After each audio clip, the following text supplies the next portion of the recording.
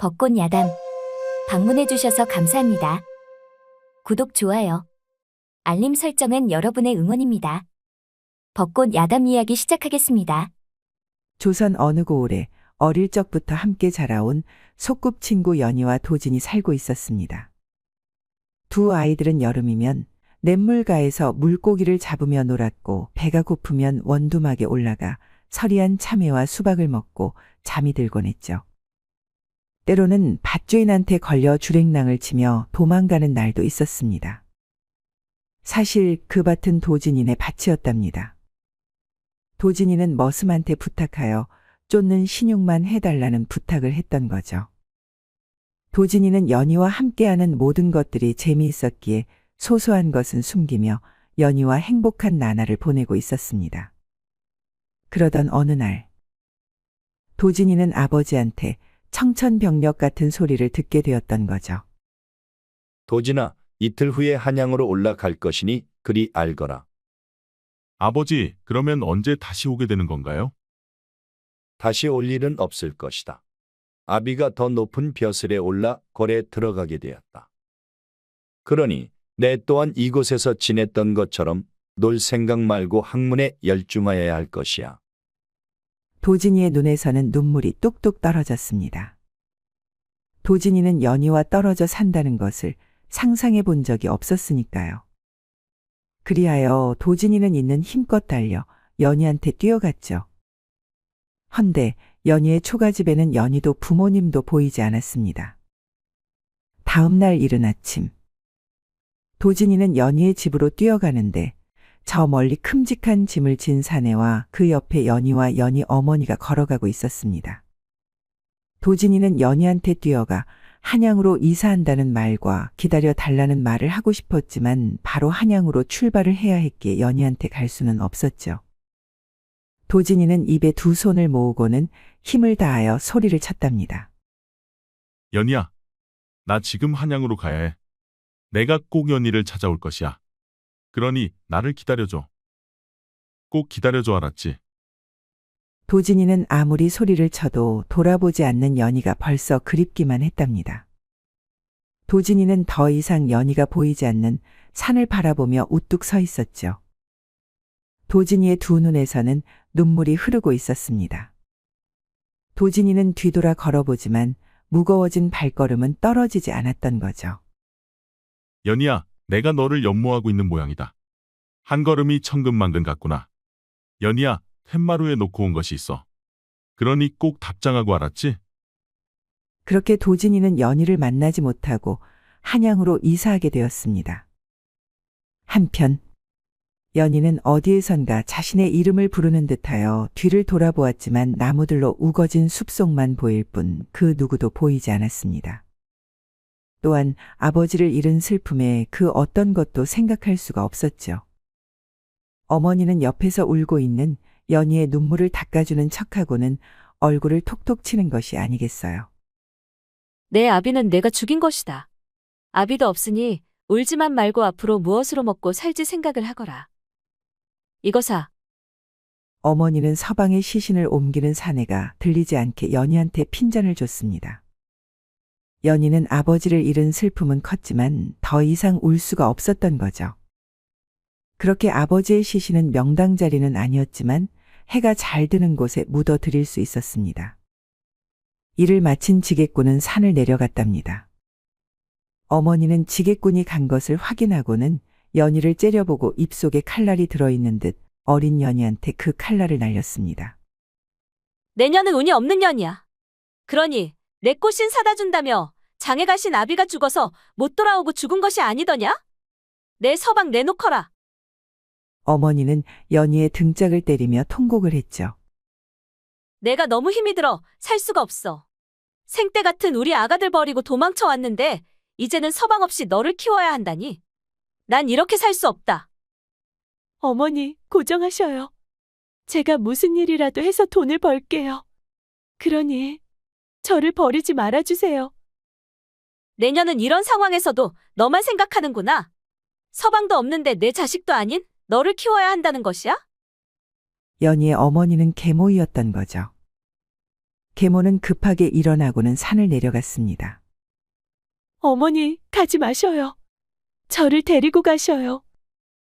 계모의 뒤를 따라 내려갔지만 계모는 어디에도 보이지 않았죠. 연희는 아버지의 묘로 돌아오고는 철퍼덕 앉았답니다. 그리고는 슬퍼도 울지 못한 연희는 아버지의 묘를 안고 울기 시작을 했습니다. 울음소리는 너무 애처롭게 산속으로 퍼져갔죠. 아버지가 없는 세상에 저는 어떻게 살아야 할까요? 사는 것이 무섭습니다. 아버지의 묘를 안고 한참을 울다 지쳐 잠을 잤답니다. 얼마나 시간이 지났을까? 해는 벌써 지고 있었고 산속은 어두워 앞이 잘 보이지 않았죠. 연희는 서둘러 산을 내려가야만 했습니다. 어머니가 집에 안 계시면 어떻게 하지? 자신을 구박하는 계모이었지만 계모마저 없다면 혼자 고아로 살아야 했기에 그것만은 죽기보다 싫었습니다. 그리하여 나뭇가지가 스쳐 몸에 상처가 났지만 계모가 집에 있는 것을 확인해야만 했던 거죠. 연희가 집에 도착을 했으나 그 어디에도 계모는 없었죠. 방으로 들어가 보니 방 안은 무엇을 찾았는지 엉망이 되어 있었습니다. 순간 생각나는 것이 있어 뒤뜰로 뛰어갔답니다. 그리고는 연희가 숨겨둔 작은 항아리를 찾았죠. 항아리는 깨져 있었으며 그 안에 모아둔 돈도 없었습니다. 계모는 연희가 모아둔 돈마저 탈탈 털어 도망을 갔던 거죠. 연희가 생각하고 싶지 않은 현실이 되고 말았고 연희의 몸은 천근만근이 되어 움직이는 것조차 힘이 들었답니다. 힘들게 방으로 들어가고는 그 자리에 쓰러져 그대로 잠을 잤습니다. 계모가 가져간 돈은 힘들게 한 푼 한 푼 모은 연희의 전 재산이었죠. 연희는 계모가 가져간 돈보다는 앞으로 홀로 살 것이 더 막막했습니다. 하루를 꼼짝도 못하고 잠만 자다 일어나 흐트러져 있는 방을 치우기 시작을 했죠. 죄인 연희는 밖으로 와서 나와 오라를 바꿔라. 이건 또 무슨 일이랍니까? 연희는 이제 놀랄 힘도 없이 천천히 밖으로 나왔답니다. 헌데 사또와 몇 명의 포졸들이 포승주를 가지고 서 있는 것이 아니겠어요. 내가 죄인 연희이더냐? 제가 연희입니다. 헌데 죄인이라니요? 전 죄를 지은 것이 없습니다. 죄가 있으니 내가 온 것이 아니더냐? 할 말이 있으면 관아에 가서 얘기하거라. 사또는 꽃다운 어린 연희를 보고는 씩 웃었죠. 그 모습은 마치 구렁이가 담을 슬금슬금 넘어가는 듯 느껴졌답니다. 관아에 도착한 연희는 사또한테 말을 하였습니다.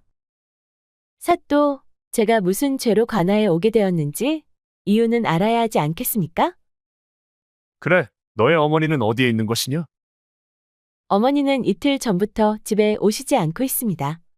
말씀도 하지 않고 가셨기에 어디에 계시는지 알 도리가 없습니다. 어미가 빚 갚을 날이 되었는데 갚지 않는다고 신고가 들어왔다. 어미가 도망을 쳤으니 내가 대신 빚을 갚아야 한다는데 그것도 모르고 있었더냐? 제가 빚을 갚아야 한다고요? 그럴 리가 없습니다. 어찌하노? 내 어미가 너를 노비로 주겠다는 각서이니라. 설마 하는 마음으로 천천히 글을 읽어 내려갔지만 사또가 말한 그대로였죠. 이제 알겠느냐? 저는 전혀 모르고 있었습니다. 시간을 주시면 그 돈을 갚겠습니다. 그렇다면 열흘 안에 열량을 갚을 수 있겠느냐? 열량이라고요? 연희는 옥에 들어가 아무리 생각을 해봐도 앞이 캄캄했습니다. 도진아, 나는 이제 어떻게 살아야 할지 모르겠어. 연희는 감옥 구석진 곳에 쭈그리고 앉아 잠을 이루지 못하고 뜬 눈으로 밤을 지새웠답니다. 다음 날 아침이 되어 포졸이 연희를 끌고 안성댁으로 갔죠. 안성댁은 관아에서 음식을 담당하는 관노비였습니다. 또인 것이요? 아이고, 이놈의 사또를 그냥. 이번은 그런 것이 아니구먼. 아니긴 무엇이 아뇨? 늙으나 젊으나 어린 처녀만 보면 사족을 못 쓰고 똥 마려운 강아지 마냥 끙끙거리고 다렸구먼. 내가 죽는 한이 있어도 그 영감탱이를 죽이고 죽을 것이요. 글씨, 이번은 목욕시키고 대제학 대감댁으로 데리고 가라고 했구먼. 웜에 대제학 대감도 남정네이였구먼. 하도 점잖아여 내가 마음으로 연모해왔구먼. 웜에 이 세상에 믿을 사내가 하나도 없는 것이요. 안성댁 뭔 소리요? 반가의 여식처럼 만들어야 한다고 그러는 것 같았구먼. 이것은 무슨 수작인 것이요? 먹기는 아직 어려서 그런가? 좀 키워서 잡아먹으려고 하는구먼. 그러면 그렇지. 그것은 아닌 것 같았구먼. 아니긴 무엇이 아니요? 개가 똥을 끊는다면 내가 믿을 수 있지만 서도 사또가 여인을 끊을 일은 죽어도 없을 거구먼. 근데 안성댁 말을 듣고 보니 그 말도 맞는 것 같구먼. 안성댁은 관아에서 웬만한 사내보다도 힘이 세고 머리가 좋아 사또가 인정해주는 관노비였습니다. 그렇다 보니 포졸들도 안성댁의 눈치를 보며 안성댁의 입에서 나오는 말은 잘 믿어 주었던 거죠. 안성댁은 목간통이 있는 곳으로 연희를 데리고 갔습니다. 아야, 이름이 무엇이냐? 연희예요. 지금 몇 살이요? 15살이지요. 네 팔자나 내 팔자나. 독인객이니구먼. 아줌에, 저는 여기서 무엇을 하게 되나요? 관아의 관노비로 일하는 것은 아니여. 나도 잘 모르겠구먼. 아가야, 살다 보면 죽고 싶은 날들도 있을 것이오. 그렇지만 말이오. 삶이 항상 나쁜 것만 있는 것이 아니구먼. 그러니 정신 바짝 차리고 좋은 날이 오기만을 기다려야 한다. 알겠냐? 안성댁은 자신이 관아의 관노비로 온 어린 시절이 생각이 나 코를 훌쩍거리며 연희를 정성스럽게 씻어 주었답니다. 목욕을 마친 연희는 고운 한복을 입고 빨간 댕기로 머리를 곱게 따으니 어여쁜 여인으로 보였던 거죠. 안성댁은 연희를 사또한테 데리고 갔습니다. 연희는 불안한 표정을 하고는 사또 방으로 들어갔죠. 안성댁은 뒷마당으로 돌아가서는 사또의 방에 귀를 대고는 엿들었습니다. 그렇게 차려입으니 반가의 여식처럼 보이는구나. 지금부터 내 말을 잘 듣거라. 한 해 동안 반가의 여식이 갖춰야 하는 모든 것을 배워야 한다. 그리고 병판에 하나밖에 없는 귀한 아들이 있다. 그 아들과 합방하여 아들만 낳으면 된다. 그렇게 한다면 너의 죄와 빚은 없어지는 것이다. 그렇게 귀한 분과 제가 어찌 합방을 할 수 있나요? 그러니 기회가 아니더냐? 제가 아들을 낳고 그 댁에서 함께 지내면 되는 건가요? 함께라. 그것은 내가 하기 나름 아니겠느냐? 연희는 사또한테 인사를 하고는 밖으로 나갔죠. 사또는 연희의 뒷모습을 보고는 아쉬워하는 표정으로 연희를 바라보았답니다. 아이고, 아깝구나. 높으신 분만 아니었다면 연희는 내 첩으로 만들 수 있었는데 말이다. 뒷마당에서 몰래 듣고 있던 안성댁은 사또의 첩이 아니라고 하니 일단 안심이 되었죠. 어떤 분의 아들인지는 모르나 아무 탈 없이 잘 살았으면 좋겠구먼. 연희는 늙은 사또의 첩이 아니어서 다행이라 생각을 하며 안성댁의 말을 생각했습니다. 연희는 자신한테 주어진 기회라면 최대한 이용하여 자신의 삶을 개척해 보기로 마음먹었죠. 그리하여 대제학 여식한테 반가의 여인이 알아야 하는 모든 것을 배웠답니다. 그렇게 한 해가 지난 어느 날 관아로 가마가 들어왔고 연희는 그동안 정들은 사람들과 작별 인사를 했습니다. 연희는 가마를 타고 한양으로 갔답니다. 한양에 도착하니 가마 속으로 들려오는 사람들의 소리에 연희는 호기심이 생겼습니다. 그리하여 작은 문을 열고 풍경을 보았죠. 이곳이 한양이로구나. 역시 저작거리에 사람들이 많구나. 연희는 자신한테 다가오는 현실보다는 한양의 풍경에 온 신경이 쓰였답니다. 그렇게 연희는 병판댁 대문으로 들어갔습니다. 병판과 부인은 가마에서 내리는 연희를 지켜보고 있었죠. 연희는 반가의 여식처럼 고고하게 가마에서 내렸답니다. 병판 부인은 그 모습에 안도의 숨을 쉬었던 거죠. 이 아이인가? 네 마님. 병판 부인은 연희를 데리고 방으로 갔습니다. 오늘부터 내 아들과 합방을 할 것이다. 연희는 오늘 당장 합방을 하라는 말에 놀랐답니다. 내 아들을 정성껏 보필하거라. 그리하면 너의 빚은 내가 갚아줄 것이야. 네, 마님. 알겠습니다.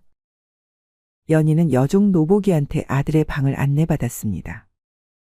저기, 아씨, 몸 조심하셔요. 그래, 고맙구나. 노보기는 방만 안내를 했을 뿐 후다닥 사라지고 말았답니다. 연희는 깊은 숨을 마시고는 방 안으로 들어갔는데 방 안은 암흑처럼 어두웠죠. 그리고 방 안에 있는 가구나 물건들은 멀쩡한 것이 없을 정도로 초토화가 되어 있었답니다. 연희는 여종의 말을 방 안을 보고 나서야 이해할 수 있었습니다. 구석진 곳을 보니 사내가 겁을 잔뜩 먹고 연희를 곁눈으로 쳐다보고 있는 것이 아니겠어요. 사내는 어두운 곳에 있어 얼굴을 확인할 수는 없었지만 사내의 턱선은 날카롭게 뻗어 있었으며 얼핏 보아도 잘생김이 묻어나고 있었습니다. 저는 연희라 합니다. 오늘부터 함께 지낼 것입니다. 사내는 겁을 먹은 듯하니 신기하다는 표정으로 연희한테 다가왔습니다. 헌데 사내의 몸짓은 아주 거대했지만 행동은 어린아이처럼 탐색을 하는 듯 보였답니다. 연희는 그 자리에 앉고는 사내가 자신한테 오기만을 기다려 주었습니다. 앞에 도착한 사내의 얼굴을 확인한 연희는 두 눈에 눈물이 한가득 고였던 거죠. 도진아, 도진이구나. 내가 얼마나 보고 싶었는지 알아? 나 연희야. 소꿉친구 연희. 나를 기억하지 못하는 거야? 너한테 무슨 일이 생겼던 것이야? 연희는 다가온 도진의 얼굴을 조심스레 만져주었습니다. 도진은 머리를 까우뚱거리며 연희의 뺨에 흐르는 눈물을 닦아주었죠. 그리고는 연희의 치마폭에 얼굴을 묻고는 큰 몸을 움츠리며 파고들었답니다. 연희는 그런 도진을 안아주었습니다. 도진은 연희의 치마폭에서 어린아이처럼 잠이 들었죠. 연희는 잠이 든 도진을 이불을 덮어주고는 안방으로 향했습니다. 마님, 연희입니다. 연이라고 했느냐? 어서 들어오너라. 병판 부인은 놀라지 않을 수가 없었습니다. 여러 명의 처녀를 도진의 방에 넣어주면 반시즌도 되지 않아. 처녀는 울고 도망쳐 나왔는데 연희는 한 시즌도 훨씬 지나고도 멀쩡하게 나왔으니까요. 도진이는 무엇하고 있느냐? 재우고 나왔습니다. 뭐시? 내가 도진이를 재웠다는 말이더냐? 네, 궁금한 것이 있습니다. 도련님에게 무슨 일이 있었는지 저한테 말씀해 주신다면 제가 도련님을 보살피는 데 도움이 될 것 같습니다. 한양으로 이사를 하고 난 후 도진이는 누구보다도 더 열심히 학문에 매진하였단다. 언제부터인가 도진이의 행동이 이상하여 의원한테 진료를 보았단다. 의원 말로는 정신적으로 이상이 생겼다고 하더구나. 그때 호판 여식과 혼담이 오가고 있었고 과거 시험도 준비하고 있었단다. 이 모든 것이 도진이한테 부담이 되었던 것 같았지. 하여 과거 시험은 나중에 보더라도 혼인하여 가정을 꾸미면 괜찮아질 거라 생각을 했단다. 헌데 증상이 더 악화되었고 혼담도 다 무산이 되었단다. 도진이가 외동아들이니 손자를 낳아대를 이을 생각이었는데 여인만 방에 넣으면 더 폭력적으로 변하더구나. 부인은 연희를 바라보는 눈빛이 달라져 있었습니다. 도진이 밥 좀 먹여다오. 참외와 수박 그리고 곶감이 아니면 잘 먹지를 않는구나. 네, 알겠습니다. 연희는 죽을 챙겨 방으로 들어갔습니다. 도진은 언제 일어났는지 방구석에 들어가 꼼짝을 하지 않았죠. 도진아, 나 연희야. 나 놀고 싶은데 우리 밥 같이 먹고 놀까? 도진이는 대답 대신 고개만 끄덕이며 연희 앞에 앉았답니다. 연희는 도진이를 볼 때면 눈물이 앞을 가려 말도 나오지 않았죠. 도진이는 연희의 마음을 아는지 밥을 먹기 시작을 했습니다. 도진이 밥도 잘 먹네. 정말 고마워. 도진이는 밥을 다 먹고 놀 생각에 신이 나 보였답니다. 우리 무엇하고 놀까? 우리 나가 놀자. 옛날처럼. 도진이는 연희의 손을 잡고 밖으로 나갔습니다. 항상 방에서 나올 생각을 하지 않던 도진이가 밖으로 신나게 나가는 모습을 보고 병판댁 사람들은 놀라지 않을 수가 없었답니다. 도진이는 연희를 조용하고 풍경이 좋은 곳으로 데리고 갔습니다. 그곳에는 많은 들꽃들이 피어 한들한들 춤을 추며 도진과 연희를 반기는 듯 보였답니다. 도진이는 집들과 사람들이 많은 곳을 벗어나 조용하고 나무와 꽃이 많은 장소에 오니 표정은 한결 밝아 보였죠. 도진이와 연희는 꽃밭을 뛰며 놀다 힘이 들어 꽃밭에 벌러덩 누워 하늘을 보았습니다. 파란 하늘에 양떼구름이 둥둥 떠다니고 있었답니다. 연희는 옆에 누워있는 도진이를 바라보았죠. 도진이는 눈을 감고 소리 없이 눈물을 흘리고 있었습니다. 도진아, 울고 있는 것이야? 그런데 그때 연희야, 보고 싶었어. 도진은 눈을 뜨고 자신을 내려다보는 연희의 얼굴을 두 손으로 감싸고는 입맞춤을 하였답니다.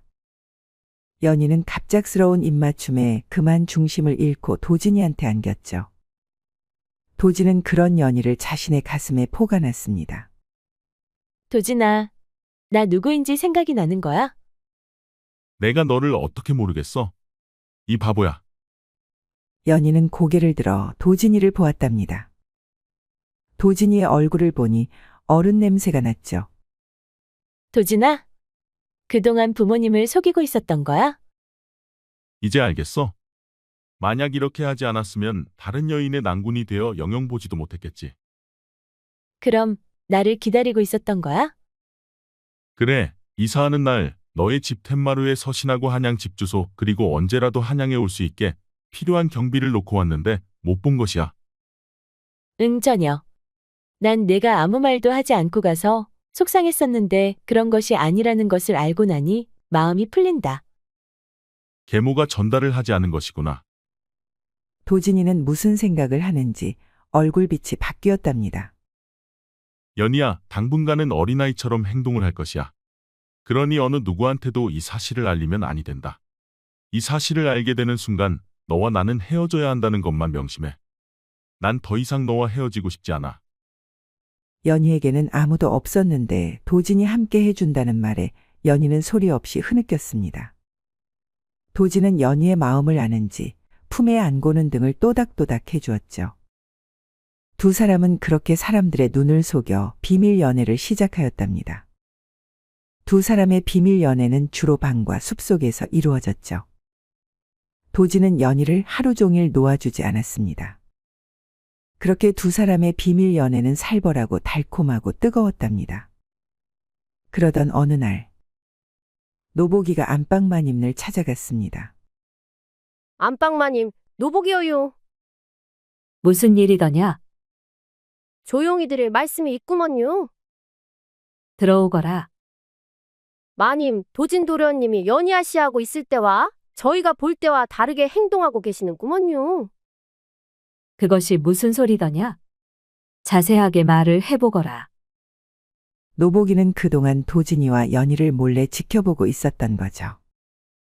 그리하여 두 사람이 숨기고 비밀 연애를 하는 것을 다 말을 했답니다.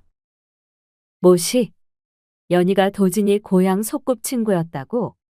그동안 도진이가 미친 사람처럼 행동한 것이 연희를 만나기 위해 거짓말을 했다는 것이구나. 맞구먼요. 지가 똑똑히 들었구먼요. 병판 부인은 머리 끝까지 화가 나 있었습니다. 그도 그럴 것이 귀한 아들이 미쳐가니 어미의 속은 오죽하겠습니까?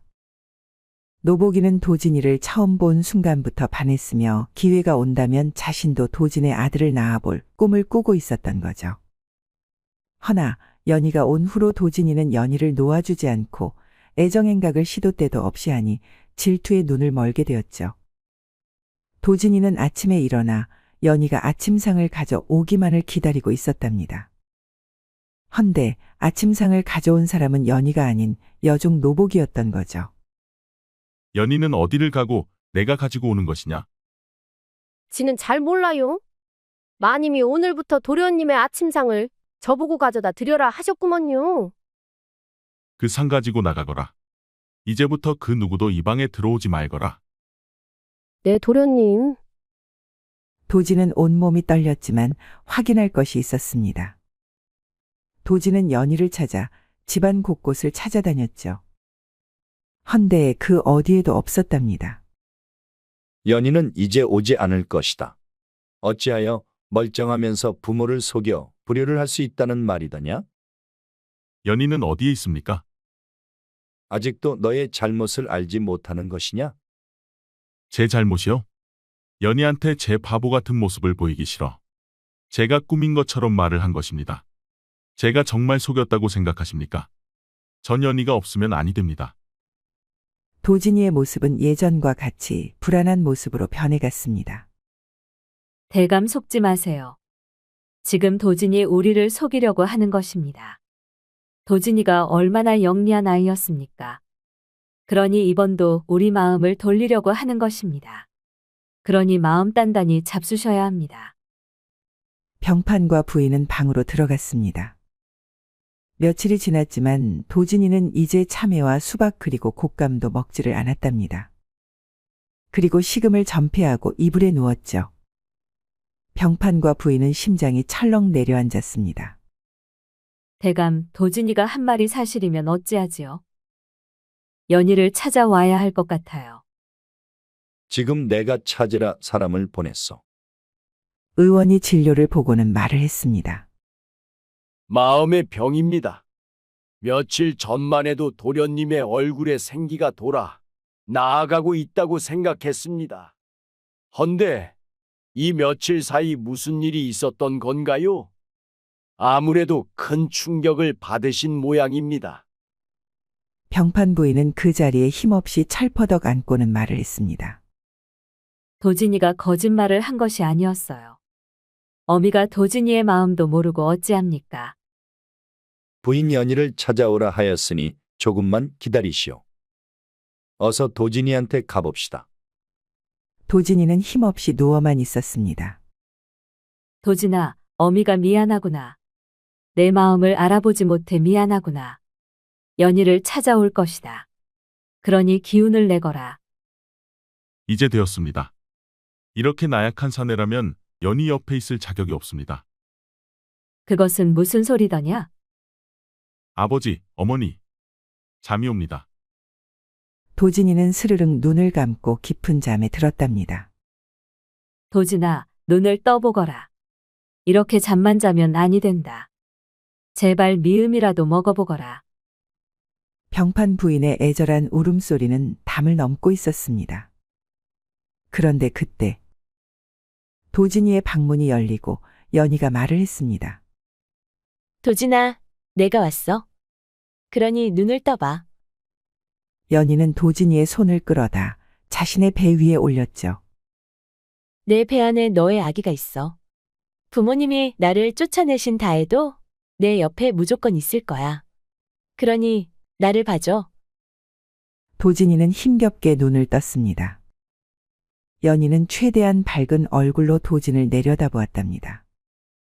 이렇게 내가 왔는데 안 볼 수 있겠어? 연희는 옆에 있는 미음을 조금씩 먹였습니다. 도진은 미음을 조금씩 받아 먹으며 생각을 했답니다. 연희가 내 아이를 가졌구나. 사랑하는 연희가 나를 보고 웃고 있구나. 연희의 얼굴을 보니 살고 싶다. 아니 살아야겠다. 그렇게 10개월이 지나고 연희는 배가 남산만하게 뒤뚱거리며 걸었답니다. 도진은 오리라고 놀렸지만 그 모습이 귀엽고 사랑스러웠습니다. 도진은 연희바라기가 되어 한시도 연희의 곁을 떠나지 않았죠.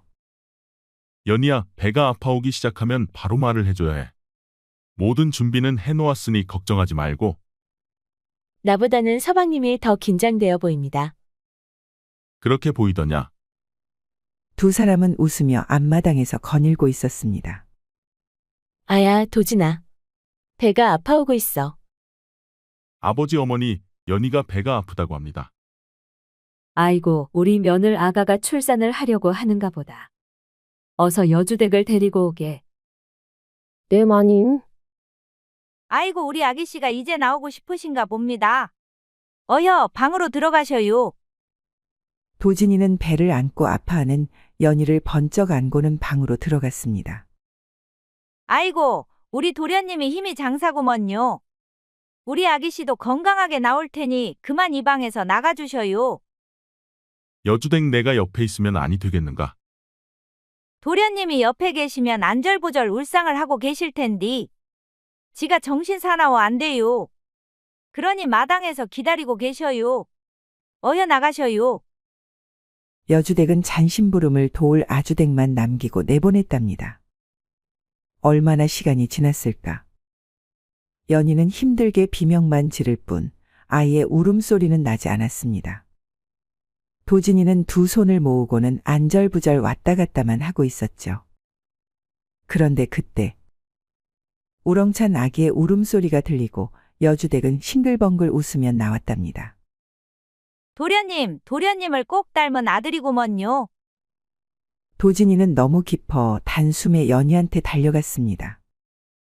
연희는 괜찮은 것이냐? 서방님, 저는 괜찮습니다. 수고가 많았다. 도진이는 아이보다는 연희가 더 걱정이 되었던 거죠. 서방님, 아이는 보셨습니까? 연희가 괜찮으니 아이를 봐야겠다. 도진은 아이를 품에 안고 말을 했습니다. 내가 이리도 못생긴 것이냐? 도련님도 아기가 어미 뱃속에서 금방 나왔구먼요.